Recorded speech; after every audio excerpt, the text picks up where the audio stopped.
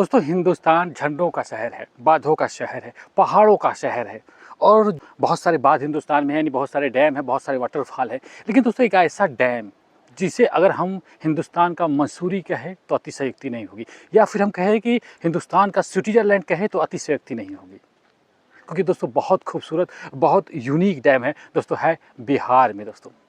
तो बिहार की सरजमीं हमारे पीछे देख रहे हैं दोस्तों, बहुत सारी गाड़ियों की कतारें लगी हुई हैं, इसी डैम को विजिट करने के लिए लगी हुई, इसी घूमने के लिए लगी हुई हैं। तो आइए दोस्तों चलते हैं और हम देखते हैं कि क्या वाकई में बिहार का ये डैम मसूरी है या फिर स्विट्ज़रलैंड है। तो चलते हैं, बखान को ज़्यादा नहीं करेंगे, उसकी खूबसूरती अपने आँखों से देखेंगे। तो चलिए।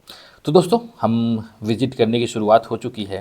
क्योंकि दोस्तों तकरीबन 1 किलोमीटर से ज़्यादा इस डैम की जो बाँध है ये किनारे हैं और दोनों छोर पे दो चीज़ें हैं। एक तरफ पे दोस्तों नौकायन यानी पर्यटन के लिए बनाया गया है और दूसरी छोर पे जो निकासी का इसका फाटक होता है या जो प्रबंधन कक्ष होते हैं जहाँ से ऑपरेटिंग होती है, तो वहाँ हम सबसे पहले चलते हैं। तो आप देख रहे हैं दोस्तों बाँध के रास्ते पे चल रहे हैं, खूबसूरत रास्ते हैं।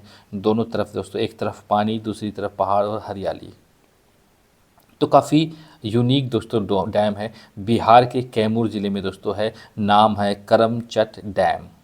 यूँ तो दोस्तों ये दुर्गावती नदी पे बना है, तो बहुत लोग इसे दुर्गावती डैम के नाम से भी जानते हैं, लेकिन दोस्तों इसका शुद्ध नाम है करमचट डैम।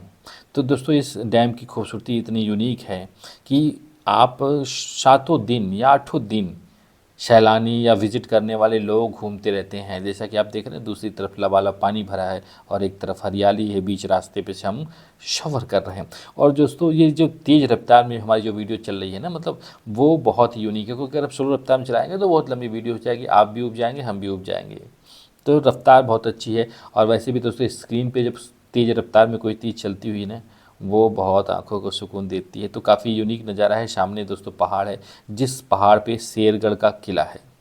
तो ये दोस्तों जब भी अगर आप यहाँ आते हैं तो आपके पास शेरगढ़ किला देखने का ऑप्शन होगा। यहीं से दोस्तों 1 किलोमीटर दूर गुप्ता धाम है, जहाँ से कि हम वहाँ पे चढ़ाई कर सकते हैं। तो 3 चीज़ें एक साथ, शेरगढ़ का किला, गुप्ता धाम और ये करमचट डैम।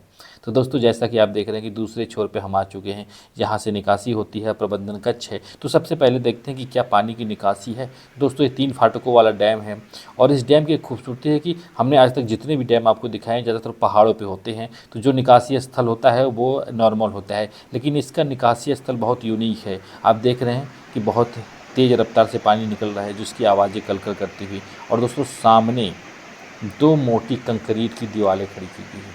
यानी दोस्तों ये जो डैम की निकासी स्थल है ना, वो मिट्टी के कटान वाले क्षेत्र में है, जैसा कि हम अभी आपको दिखाएंगे। ये देख लीजिए, इसी तरह से दोनों तरफ से कंक्रीट की मोटी दीवार बनाई ताकि मिट्टी के कटान ना हो। और मैक्सिमम डैम आपको पहाड़ों पे मिलेंगे, लेकिन ये मिट्टी वाले क्षेत्र में है। इसका बाँध तो बनाया गया है पहाड़ी क्षेत्र में ही, लेकिन निकासी जो है मिट्टी वाले क्षेत्र में है। तो जैसा आप देख रहे हैं काफ़ी खूबसूरत सा दोस्तों है, 3 फाटक का है। सामने उसका एडमिनिस्ट्रेशन कक्ष है दोस्तों, जहाँ से प्रबंधन होता है।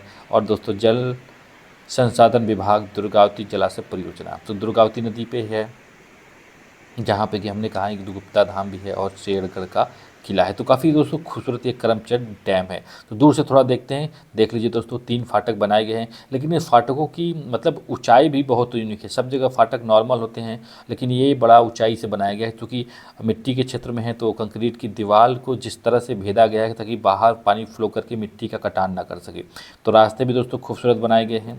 तो दोस्तों ये तो था उसके निकासी स्थल और एडमिनिस्ट्रेशन या प्रबंधन कक्ष का नज़ारा। फिर से दोस्तों हम आगे चलते हैं और देखते हैं जहाँ से कि नौकायन होता है, यानी नौका विहार कराया जाता है, जल विहार कराया जाता है। इतना बड़ा एक करमचट डैम है, इसीलिए इसको दोस्तों मसूरी, नैनीताल या स्विट्ज़रलैंड की भी उपाधि दी जाती है, क्योंकि नैनीताल झीलों का शहर है और मसूरी पहाड़ों और उसकी खूबसूरती का शहर है। साथ ही साथ स्विट्ज़रलैंड भी पहाड़ों और खूबसूरती का शहर है, तो इसीलिए दोस्तों इसे स्विट्ज़रलैंड और मसूरी भी कहते हैं। तो दोस्तों जैसे ही दूसरे छोर पे हम चलेंगे, आप देखेंगे कि कितना यूनिक है, क्योंकि यहाँ पे गाड़ियों की कतारें और साथ में लगी हुई दुकानें ये बता देंगी कि यहाँ पे सैलानी या विजिटर्स कितने आते हैं।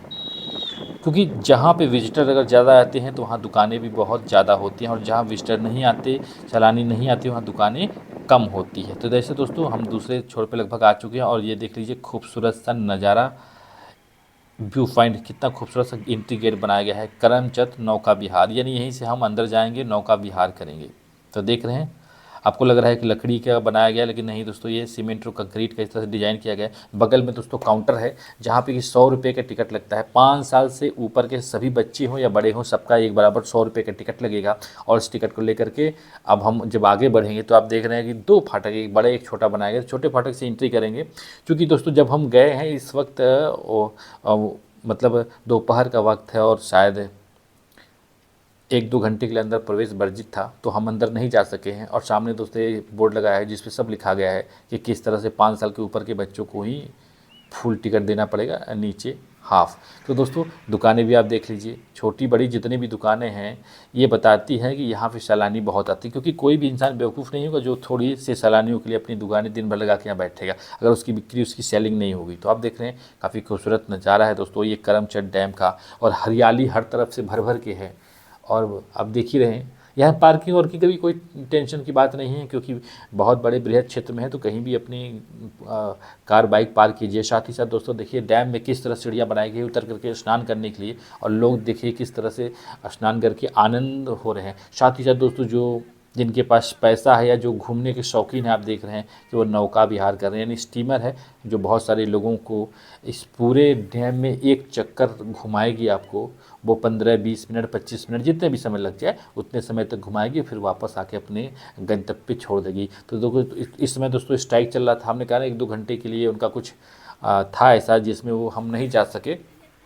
जो पहले एंट्री कर चुके थे वो देख रहे हैं कि वो घूम रहे हैं, नहीं तो दोस्तों हम भी आपको इसका एकदम नज़दीक से सटीक वीडियो देते कि किस तरह आनंद होता है उस, हम भी बैठते स्टीमर पे और आपको पूरे लेक का व्यू देते, डैम का व्यू देते, वो उसका आनंदित मतलब जो पल होता है ना वो देखने का वो बहुत ही खूबसूरत होता है। लेकिन नहीं दोस्तों, चलिए हमें मौका नहीं मिला, आप जब आएंगे तो आपको ज़रूर मौका मिलेगा। और आप देख रहे हैं जहाँ तक हमारी नज़र जा रही है वहाँ तक पानी ही पानी इस डैम में है, और इसी और किस तरह फिर आप देख रहे हैं यहाँ पे खूबसूरत नज़ारे हैं। दोनों तरफ पहाड़ है, एक छोर पे भी आप देख रहे हैं कि ये पहाड़ है, दूसरी छोर पे हमने दिखाया था कि किला है शेरगढ़ का, सामने आप देख रहे हैं शेरगढ़ का किला है, तो वहाँ भी ये पहाड़ हैं। और ये दोस्तों दुकानें एक के बाद एक तरतीब रख के, क्योंकि कोई प्रॉपर बाज़ार तो है नहीं, इसीलिए ज़्यादातर दुकानें आप देख लीजिए कि 4 व्हीलर में ही बना के रखे हैं, कुछ वो हाथ गाड़ी में भी है, और कुछ लोग अस्थायी टेंट में भी बना करके दुकानें हैं जो भी अपना खाने पीने की सामग्री यहाँ पे